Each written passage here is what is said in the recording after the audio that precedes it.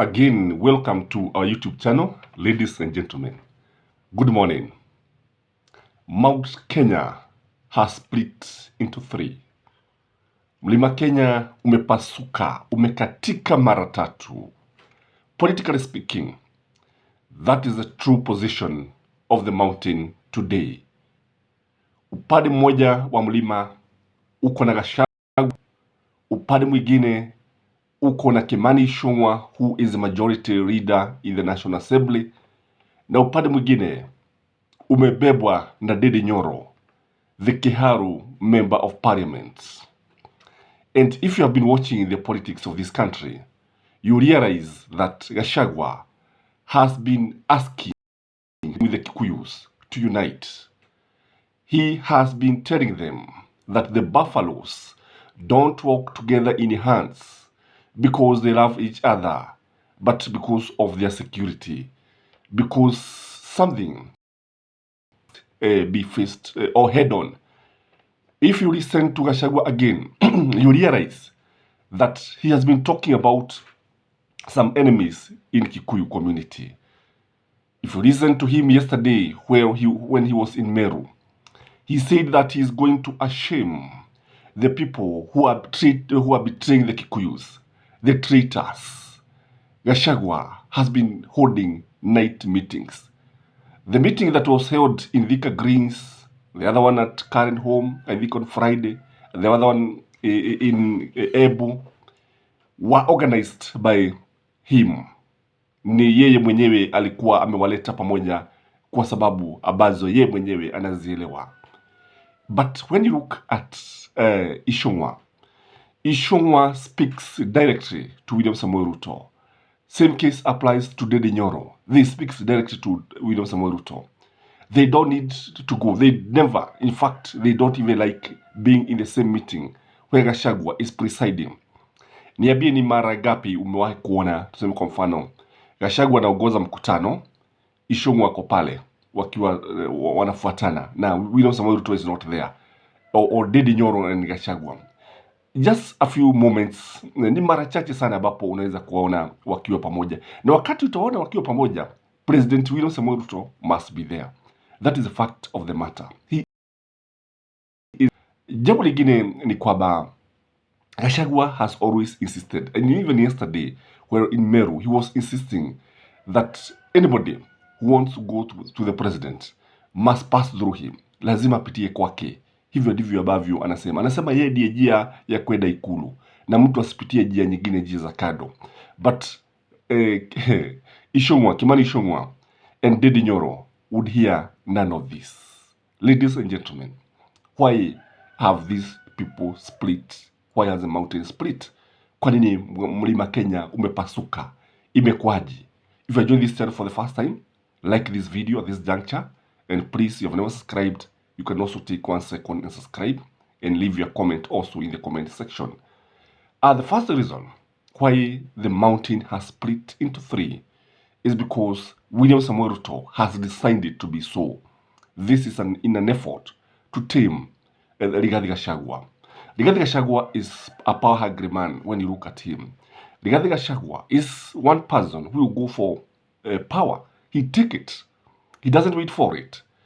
And because of this, because of his restlessness, unajua jogoo wawili hawakai katika kibada kimoja, na vile vile fahali hawakai katika zizi moja. Utapata ya kwamba Ruto and Rigathi Gachagua's personalities they are kind of personalities that clash. The clashing, what I call the clashing personalities, because these are leaders who are full of themselves. These are leaders who don't listen to other leaders apart from themselves. These are leaders who talks about me, I, and myself. And because of the ambition of the deputy president, he has to be tamed. And by the way, this has always happened in many African countries, kwamba marais wanakaa wakiangalia upande mwingine kwa sababu huwa wanaogopa sana manaibu wao. And it also happened during the time of Kenyatta, the time of Moi. And in fact, if there's one person who tamed the vice president, it is the late Daniel Toroitich Arap Moi. Sometimes he would trap them, like he trapped the late Karaja, Dr. Josephat Karaja, and he was drunk with the power. Wakati alikuja, the man was to be thrown out of office. So this is what William Samoei Ruto is doing. He has set Gachagua to fail, and he doesn't want him to have a lot of influence in the mountain. And that is why, because you see, if the whole of the mountain would rally behind Gachagua, Gachagua would become a very, very powerful deputy president. The second reason, in my view, there is a struggle for Mount Kenya kingship. Mount Kenya needs a kingpin. Na kile ambacho tunaona ni kwamba hawa watatu wote wanataka kuwa. It is not easy. It's not something that is easy. Sio jambo ambalo limekuwa rahisi vile ambavyo wengi walikuwa wakifikiria, especially Rigathi Gachagua. Wakati Uhuru Muigai Kenyatta aliondokea siasa za Kenya after kustaafu, kile ambacho tumeona ni kwamba watu wengi wamejitokeza na kumwambia Rigathi Gachagua achukue au akalie kile kiti, but the shoe is too big for him. It is standing out that the shoe is too big.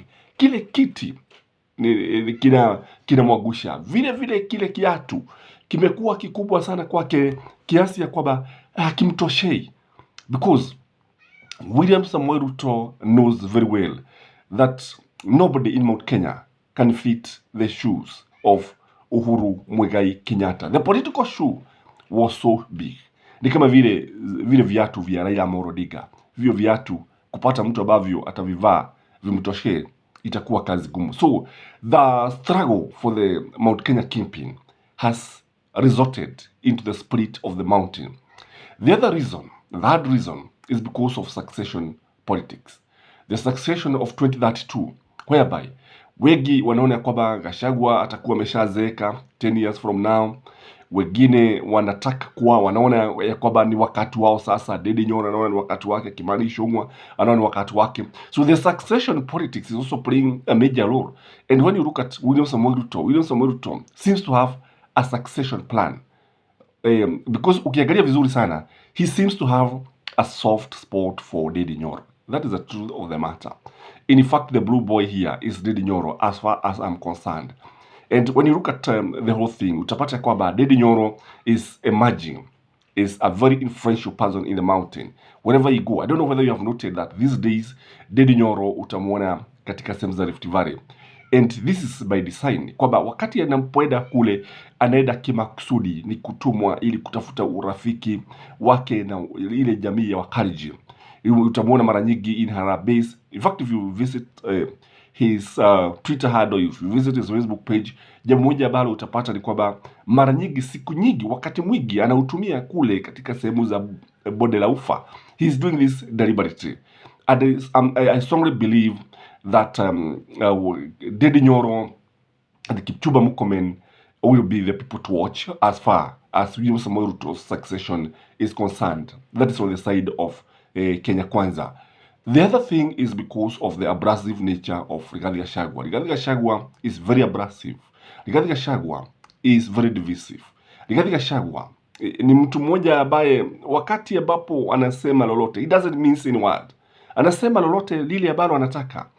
Ukimtazama vizuri sana utaona kwamba in the process of being that abrasive, due to his nature, he's likely to hurt many people.